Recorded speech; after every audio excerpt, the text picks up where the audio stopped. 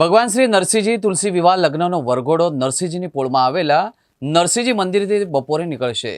આ વરઘોડો તુલસીવાડીમાં આવેલા તુલસી મંદિર જશે, જેને લઈને વડોદરા શહેરના કેટલાક રોડ રસ્તાને ડાયવર્ટ કરવામાં આવ્યા છે। આ અંગેનું જાહેરનામું વડોદરા શહેર પોલીસ કમિશનર દ્વારા જાહેર કરવામાં આવ્યું છે।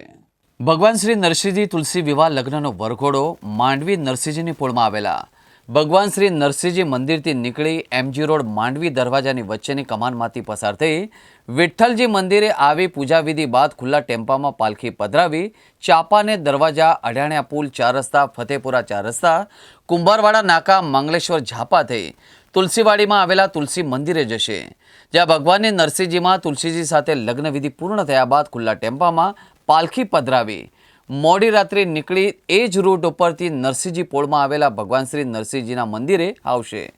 વડોદરામાં શુક્રવારે યોજાનારા ભગવાન નરસિંહજીના વરઘોડાને લઈને 18 રસ્તાઓનો ડાયવર્ટ કરવામાં આવ્યા છે અને જ્યાં સુધી ભગવાન શ્રી નરસિંહજીનો વરઘોડો પૂર્ણ ન થાય ત્યાં સુધી લહેરીપુરા દરવાજાથી માંડવી, બેંક રોડ, ચાપાને દરવાજા થઈ અઢાણિયા પુલ ચાર રસ્તા, ફતેપુરા ચાર રસ્તા, કુંભારવાડા પોલીસ સ્ટેશન 3 રસ્તાથી ડાબી બાજુ વળી તુલસીવાડી મંદિર 3 રસ્તા સુધીના રોડની બંને સાઈડ તમામ પ્રકારના વાહનો માટે નો પાર્કિંગ ઝોન જાહેર કરવામાં આવ્યો છે।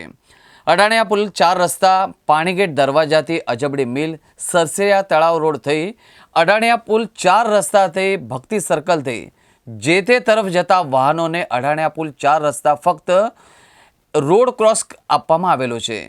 ભગવાન નરસિંહજીના વરઘોડાના રૂટ ઉપર જઈ શકાશે નહીં। કારેલીબાગથી લઈને ભૂતળી ઝાપા થઈ ફતેપુરા ચાર રસ્તા થઈ વારસિયા થઈ જે તરફ જતા વાહનોને ફતેપુરા ચાર રસ્તા તરફ એક્સેસ રોડ એટલે કે રોડ ક્રોસ કરવામાં આપવામાં આવેલું છે। ભગવાન શ્રી નરસિંહજીના વરઘોડાના રૂટ પર જઈ શકાશે નહીં। આ ઉપરાંત બંને એક્સેસ પોઈન્ટ ઉપરથી જરૂરિયાત મુજબ રસ્તો ચાલુ બંધ કરવામાં આવશે। આ સાથે જ આ રૂટ પરની ગલીઓમાંથી આવતા વાહનો વરઘોડાના રૂટ ઉપર અવર જવર કરી શકશે નહીં। આ માત્ર ઇમરજન્સી અને પોલીસના વાહનો જઈ શકશે।